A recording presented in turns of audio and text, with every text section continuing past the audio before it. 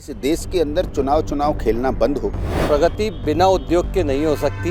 मोदी जी का ही चेहरा प्रथम रहेगा। सरकार सुविधा बढ़ाए तो शहर बढ़ता चला जाए। आज लोकसभा के लिए चुनावों की तारीखों का ऐलान हो चुका है और मध्य प्रदेश में 4 चरणों में चुनाव होना है। वहीं ग्वालियर चंबल अंचल में 7 मई को तीसरे चरण में मतदान होना है। और इस वक्त हमारे साथ शहर के ही कुछ प्रबुद्ध जन मौजूद हैं। उनसे बात करेंगे कि उनके क्या मुद्दे रहेंगे इस चुनाव में और उनकी क्या राय है। सर, सबसे पहले आप बताइए कि चुनावों की तारीखों का ऐलान हो चुका है, किस तरह सोचते हैं आप? देखिए, निश्चित रूप से चुनावों की तारीख का ऐलान हो गया है। 7 मई को मतदान होना है, 4 जून को परिणाम आएगा। तो मैं एक व्यापारी होने के नाते और एक व्यापारी संगठन का प्रतिनिधि होने के नाते सबसे पहले तो मुझे लगता है कि अब ये 2.5 महीने के लिए सब कुछ थम जाएगा। तो मैं सबसे पहले तो ये चाहूँगा कि इस देश के अंदर चुनाव खेलना बंद हो। जितने भी चुनाव हों वो एक ही बार में जाऊँ और सारे आप मेरा पार्षद भी मैं चुन सकूँ, मेरा विधायक भी चुन सकूँ और मेरा सांसद भी चुन सकूँ। ये काम मेरे को करने का अगर अवसर मिलेगा तो ये देश औद्योगिक और विकास की गति को भी आगे पकड़ेगा और मेरे लिए भी शहर के जो लॉ एंड ऑर्डर की जो पुलिस व्यवस्था है, ये सारी व्यवस्था, सरकारी मशीनरी पूरी जो चुनाव में लग जाती है वो हम लोगों की रक्षा करने में, हम लोगों के विकास कार्य करने में, इन सब में लगेगी।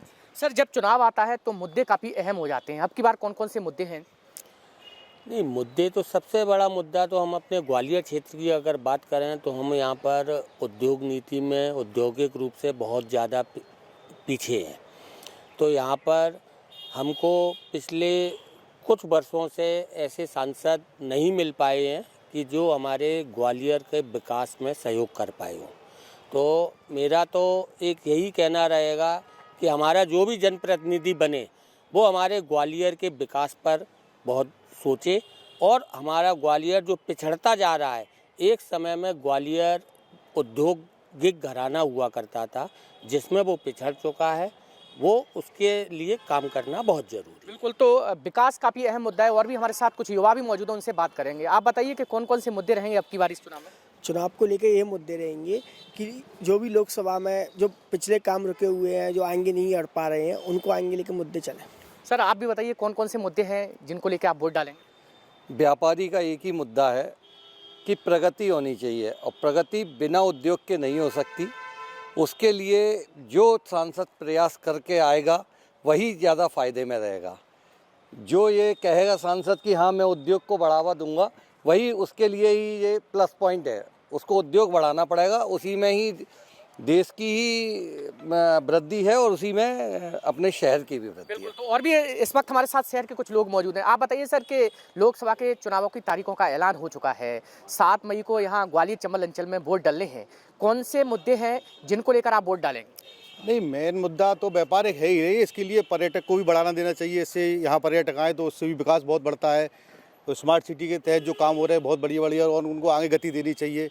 यही मेन मुद्दे हो। तो ऐसा प्रतिनिधि चुन के आए जो कम से कम इन सब बातों को ध्यान में रखे आगे। और भी इस वक्त हमारे साथ मौजूद हैं। सर, आप बताइए कि इस चुनाव में मोदी का चेहरा होगा या फिर जो स्थानीय जो उम्मीदवार हैं उनके चेहरे को लेकर वोट डालेंगे?